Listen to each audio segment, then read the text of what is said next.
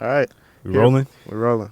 All right, let's get it. Here with the 111 interview series, we got our very first guest, Nile Waves. Yes, Evan, appreciate you, man. It's a beautiful day in Atlanta, Georgia. How does it feel being down here, as a music producer, going in and out of sessions, networking with artists? What's that process been like? Yeah, that process has been real good. I'm from Charlotte, so we don't really have the same type of producer and music community that Atlanta has. There's always something going on every night. I can always count on, a producer that's in my network, somebody I know. I could be like, yo, let's work. And immediately I got a session to go to, or I got an artist to work with, or I got a songwriter to work with. Like, there's never a time where I can't go to the studio and work with somebody and actually get some fire working. Being around like minds, it really helps you to maintain that fire inside of you and that drive inside of you and that motivation. I truly believe there's nothing like actually being in the studio with somebody and working on something together and you're like, yo, this is crazy. Now, from the outside looking in, I feel like it's no way you would have been able to do that, without social media and you being active on YouTube and Instagram and building a platform that way. So just talk about the importance of that for upcoming people trying to make music. I think that your image is important. That goes along with your brand as far as whatever your producer name is. So a lot of the guys that I've worked with down here, they've seen my face already. They've heard my voice. It's almost like there's already a familiarity there when I'm working with them, versus they just seen me post snippets of beats. They never seen what I look like. They never seen, how I sounded. They never seen like the way I work or the way I get excited when I make a beat or something like that. Like just off of my YouTube, you can kind of see some of those things and you get a feel for my personality. I think it makes it easier to network when you have your face out there. And, through you being active on social media, I don't want this space to be just about producers. I don't want people to feel like they have to be a producer to watch something like this. I want this to be for entrepreneurs. What do you have to say to people that, want to become entrepreneurs, even if it's not through music? If you want to be an entrepreneur, you have to be ready to sacrifice. When I say sacrifice, I mean you have to be willing to say, I'm not going to play my PS4, for the whole year. Like for me, when I first started to really take music serious and I started to take like making money off of music serious to the point where I didn't need to work, I didn't need to have a job. First thing I did was I said, you know what, I'm going to sell my PS4. It was at that time where I realized like all these hours I'm putting into this game,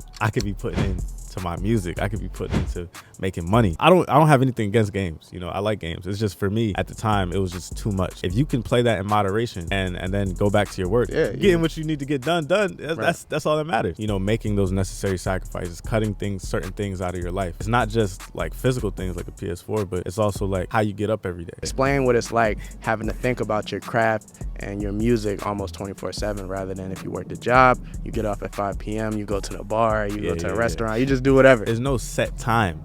Like there's no set, like I have to be at work at this time, and I get off of work at this time, and then work time is over. That's where time management comes in. You have to be able to say, okay, you know what, I'm gonna make sure I get at least this much done each day. Because I know that this is enough to propel me forward. That's important. That's important. Very important. After seeing what you've accomplished, being 22, how many subscribers and fans across all platforms do you have? I've got about 33,000 on YouTube, 8,000 on my email list right now. Instagram about 16. Oh, it's a lot.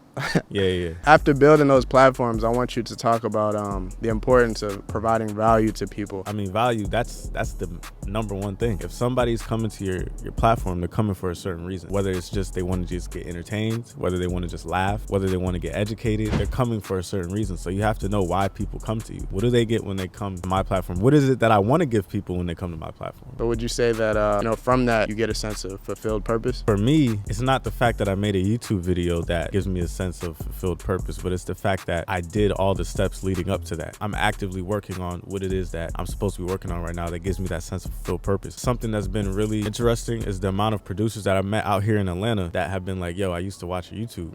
Yo, you really helped me like learn how to make melodies. Yo, you know what I'm saying? Like, you really helped me learn how to make beats. Like, I appreciate it. A lot of people don't understand how building rapport that way works in your benefit. These people feel like they already know you already. Exactly. Has being an entrepreneur influenced the way you think about life? Has it changed you as a person? Yes, it definitely has. My entrepreneurship journey has been pretty interesting. High school hit, I started selling sneakers. The sneakers that I sold, they were like Jordans. I was like reselling sneakers basically. That went really good for me. I started seeing like a lot of money at that time. You gotta find your thing. Everything isn't for you to do. So somebody else, they might be really good at being a brilliant marketer. For me, that might not be my niche. My thing might be providing real educational content for people. You always have something that you could be doing to propel yourself forward.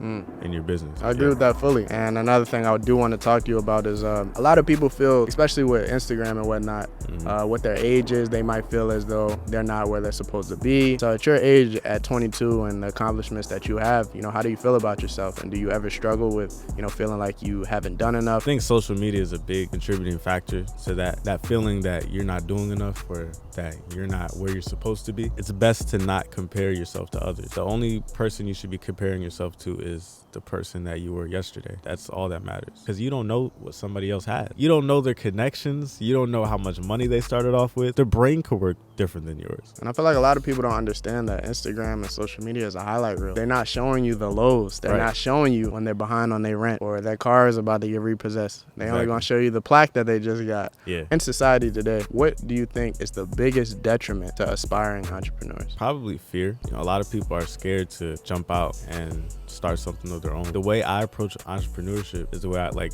way I approach life. I know that I can create whatever path that I want to create for myself. I can manifest that reality for myself. So if I know that without a doubt, if that's my mindset, then I can do whatever. As an entrepreneur, you have to adopt a certain mindset that says, I will succeed. Giving up is never the best move on the chessboard, especially if you've already invested time and money into something. And you walking away from it is just a slap in the face to what you've been doing prior. As a man, doing what you do and whatnot, what would you say some strengths and weaknesses that you have discovered? A strength is that I'm able to disseminate information well to others. If I have a concept or if I have something that I am trying to teach to somebody, I find that I'm pretty successful in getting that person to understand what it is that I'm trying to convey. I think a lot of people sleep on that. Anyone that wants to be in any business, you can monetize your knowledge. I feel like people don't understand that. If you know something about any subject, even just a tad bit more than someone else, you're valuable. Hop on those platforms that allow you to create courses and make tutorials and make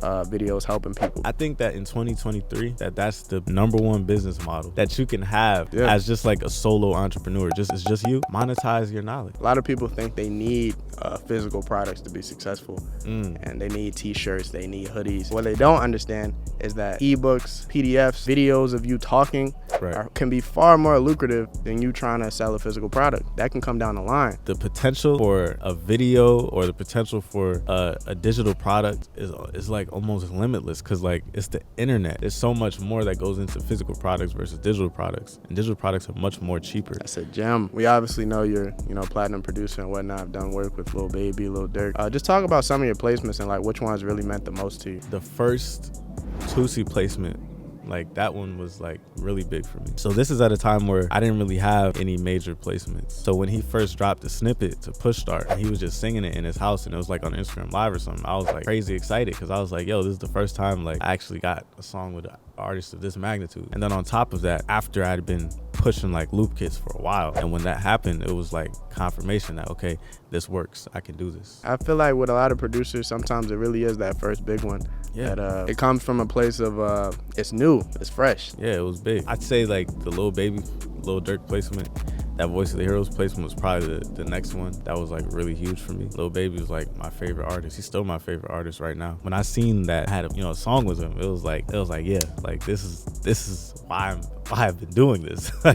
To work with the biggest artist in the world right now. It goes to show, man, just don't give up. It's an inspiration to anybody doing anything, whether it's music or not. Whatever goal you have, it's not out of reach. So let's say we're sitting here and it's an 18-year-old that just walks in front of us. He has no idea what he wants to do in life. He's lost. What advice would you give him coming from someone that has accomplished so much at such a young age? What would you tell him? I would say learn yourself. You need to really tap into who you are. What makes you you? What are some of the things that you can do for hours? Write those things down. Take note of those things. What are the things that you like to do when you were younger? Your parents were like, he's always doing this, he's always doing that, he's always singing around the house, or he's always drawing. Once you take note of them, just start to apply them to your life now. That's why I always used to be like the one at the table making the beats while everybody's rapping. Like that's a role. That's a role. You know what I'm saying? Like, I've been through it myself. You played a certain role in that, that community in the school, where it's like, oh, when it's time for everybody to rap, you're the one that's making the beats. Everybody has a specific role to play. You have to figure out what is mine. Right? A lot of times people that young, they conform. And in order to be, a successful entrepreneur or a successful period, you can't conform. You can't. if you're trying to be like everyone else, how can you be yourself? Right. To wrap this up, I want to ask you, where do you see yourself, in the next 5 years? I definitely see myself having a few hits under my belt, top 10, top 15. I definitely see myself having a lucrative business outside of music. See myself doing a lot of community work, just, giving back to the spaces that I engage in. Talk about that for a second, just giving back, putting out good energy into the world because you understand that it's going to come back to you tenfold. Yeah, well, that's the law of reciprocity. You have to give what you've received. The flow of wealth and the flow of blessings, you'll block that off by, trying to hoard it all. The more you give, the more you get. That's real. Yeah. The more you give, the more you get. Feel like you're not receiving enough love, give more love. Watch it start coming back to you. So many of the people that I look up to, they've always been people who helped out their communities. They've always been people who have given back to those who've given to them. So as we wrap this up, anything that you want to say to the people watching, whether it's advice, whether it's inspiration, motivation, any closing remarks? I'd say learn yourself and make sure that whatever it is that you choose to do is something that you wouldn't mind sacrificing all the mundane activities. It has to be something that's worth sacrificing for. Something that you could do for free. Exactly. I like that as the closing remark. Put in the work, man. Sure. That was really nice talking to you. Yeah, bro. And I hope you guys, enjoy interviews like this. We're going to have a lot more guests. Make sure you guys like, comment, subscribe. Me and Nile Waves are out.